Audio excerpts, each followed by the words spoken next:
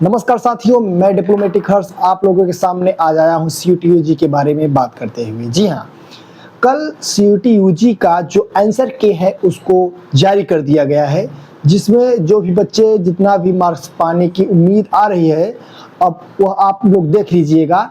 उसके बाद आप लोगों का पता चलेगा कि क्या होगा। अगर किसी अभ्यर्थी को ये पता हो रहा है कि हमारा नंबर कम आ रहा है, जितना आना चाहिए था उतना नंबर नहीं आ रहा है, तो वह अपना 17 से 20 के बीच में चैलेंज कर सकता है। चैलेंज 20 के शाम तक चलेगी और 200 रुपये उसकी फ़ीस रखी गई है, जो कि मिनिमम फ़ीस है। और आप लोग अगर DU, BHU, AU में एडमिशन लेना चाहते हैं तो आप लोगों के लिए ज़रूरी सूचना है कि आप लोग इस बात को ध्यान रख लीजिएगा, क्योंकि अब आंसर की आने के बाद जब आंसर की आ गया है तो अब कुछ विश्वविद्यालयों का रजिस्ट्रेशन प्रक्रिया की शुरुआत भी होगी और कुछ विश्वविद्यालय की रिजल्ट के बाद होता है।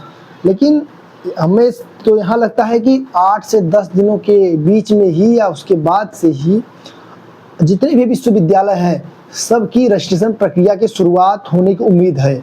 और इसमें इलाहाबाद विश्वविद्यालय का जहाँ तक है रजिस्ट्रेशन प्रक्रिया की शुरुआत जल्द से जल्द ही होगी, क्योंकि जो एडमिशन की प्रक्रिया होती है उसमें कई चरण होते हैं, समय लगता है।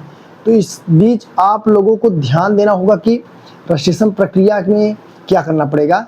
तो आंसर के देख लीजिए और उसके बाद आप लोग रजिस्ट्रेशन प्रक्रिया के डॉक्यूमेंट पर ध्यान दीजिए, जो कि क्लास 12th क्लास 10th का मार्कशीट और आधार कार्ड की फ़ोटो कापी, EWS लगा है तो EWS सर्टिफिकेट लगना है आपका। और अगर कास्ट सर्टिफिकेट है तो कास्ट सर्टिफिकेट सेंट्रल गवर्नमेंट द्वारा मान्यता दी जाएगी।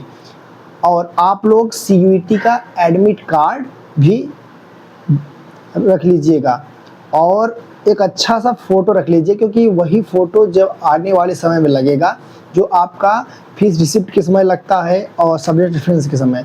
तो आप लोगों के लिए ज़रूरी सूचना है यह है कि जो बच्चे DU, BHU, AU कोई भी यूनिवर्सिटी में एडमिशन लेना चाहते हैं, CUT-UG स्टूडेंट्स, उनके लिए अब रजिस्ट्रेशन प्रक्रिया कुछ दिनों में शुरुआत होगी। तो अगर आप लोग आंसर की अपना देख लिए हैं तो इलाहाबाद विश्वविद्यालय में एडमिशन के लिए आपको प्रथम चरण की जब रजिस्ट्रेशन प्रक्रिया होगी तो अपना रजिस्ट्रेशन कर लीजिएगा। दूसरे चरण में सब्जेक्ट प्रेफरेंस होगा, आपको सभी सब्जेक्ट को भरना होगा कि कौन कौन सा सब्जेक्ट है, क्योंकि 3 सब कॉम्बिनेशन बनता है, 3 सब्जेक्टों का 3 सब्जेक्ट मिलता है। तो आप लोगों के लिए 20 कॉम्बिनेशन आएगा, उसमें से आप लोगों को भरना पड़ेगा। तो आप लोग इसको ध्यान से भरिएगा, कॉम्बिनेशन ना गड़बड़ हो, क्योंकि आने वाले समय में आपको कोई भी कोर्स करना हो, BEd करना हो, अन्य कोई कोर्सेज करना हो, तो आप लोगों के लिए दिक्कत का सामना ना करना पड़े, जो कि आपके लिए महत्वपूर्ण रहेगा। और इलाहाबाद विश्वविद्यालय में एडमिशन लेने वाले भर्ती के लिए जरूरी सूचना है कि इस बार BA में एक डोमेन, एक जनरल एप्टीट्यूड टेस्ट और एक लैंग्वेज के आधार पर एडमिशन होगा। जिस प्रकार डोमेन में फिजिक्स, केमिस्ट्री, मैथ, बायोलॉजी को जोड़ दिया गया है, जिससे जो साइंस वाले BSc का फॉर्म भरे होंगे वो रजिस्ट्रेशन करके BA में भी, अगर BSc में कैंपस में नहीं हो रहा है, उनका मन है कि मैं BA करूं, तो उसके माध्यम से रजिस्ट्रेशन करके वह कर सकते हैं। और वही BSc वाले BCom में भी जाकर domain physics, chemistry, math, accountancy ले रहा है, तो वह भी जाकर उसमें रजिस्ट्रेशन प्रक्रिया करके इलाहाबाद विश्वविद्यालय की वह BSc का CUT एग्जाम दिया है, लेकिन रजिस्ट्रेशन प्रक्रिया करके वह BCom में भी एडमिशन ले सकते हैं। उसी प्रकार एक नया नियम फिर आ गया है कि जो BA LLB है उसमें भी जो अभ्यर्थी BSc का फॉर्म भरे होंगे उसमें लीगल स्टडी इस बार नहीं रखा है। तो जो डोमेन दे दिया है, एक डोमेन है जनरल एप्टीट्यूड टेस्ट और लैंग्वेज के आधार पर वह जाएंगे और BA LLB में भी एडमिशन कर सकते हैं, अपना करा सकते हैं।